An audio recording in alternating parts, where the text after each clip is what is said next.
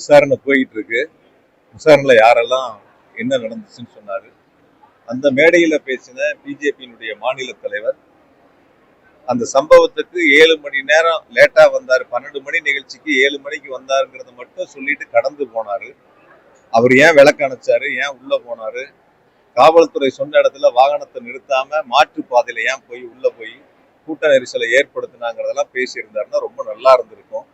அரசியலுக்காக அரசின் மீதும் தனிப்பட்ட முறையிலும் காழ்ப்புணர்ச்சி காரணமாகவும் அதே போல ஒரு அவப்பெயரை ஏற்படுத்த வேண்டும் என்ற ஒரு குறுகிய மனப்பான்மையோடு திரு நயினார் நாகேந்திரன் அவர்கள் பேசியிருக்கின்றார். ஒரு கட்சியினுடைய தலைவராக ஒரு அரைகுறைத்தனமாக தனக்கு என்ன தெரியும் என்பதை, இங்கு என்ன நடந்தது என்பதை முழுமையாக தெரிந்து கொள்ளாமல் ஒரு குறுகிய மனப்பான்மையோடு சொல்லப்பட்ட கருத்து.